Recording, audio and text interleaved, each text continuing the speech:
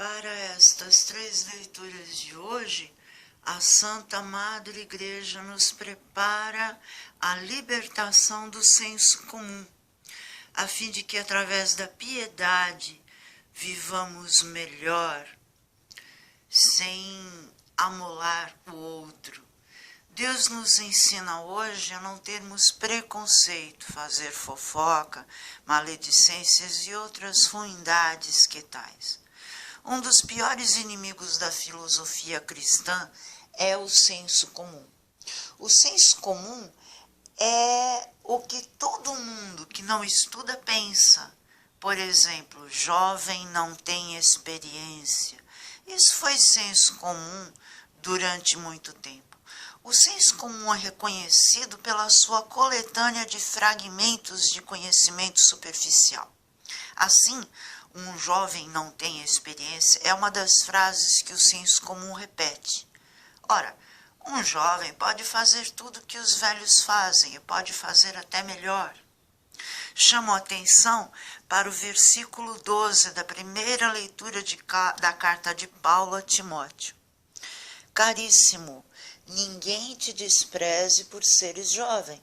Pelo contrário, serve de exemplo para os fiéis na palavra, na conduta, na caridade, na fé, na pureza. O mesmo raciocínio contra o senso comum se aplica ao pecador. É muito comum ouvir: um pecador não pode salvar-se. É outra máxima errada.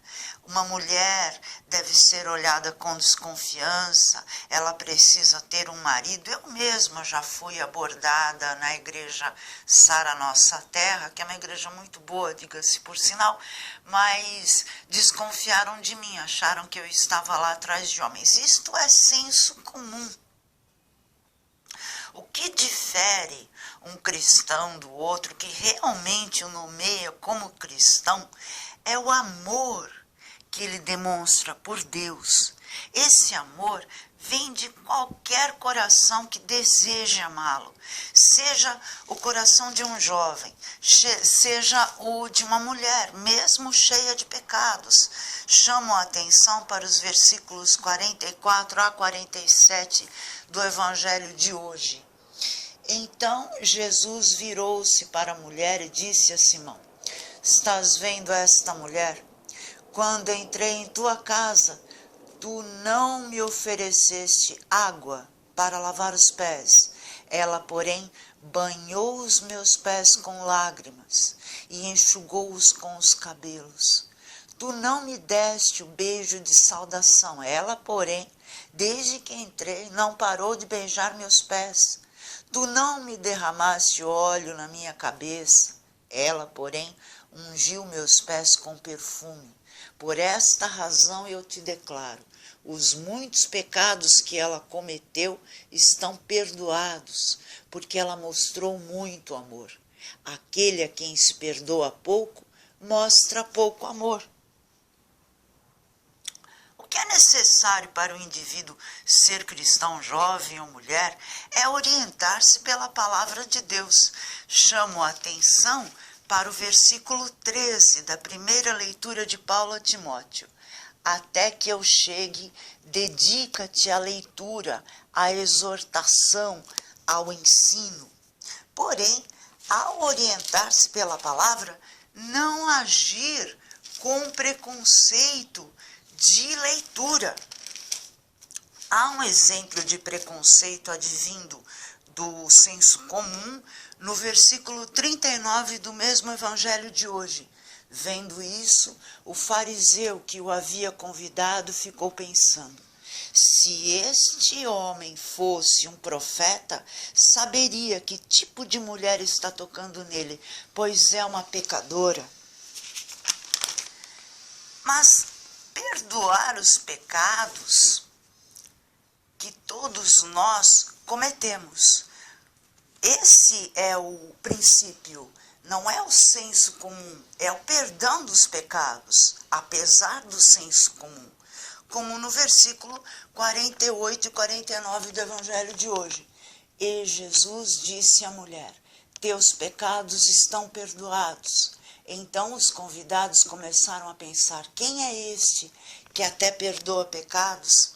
A piedade não pode ser interrompida pelas mãos de quem quer que seja. Por isso, Deus mesmo nos fez como um templo.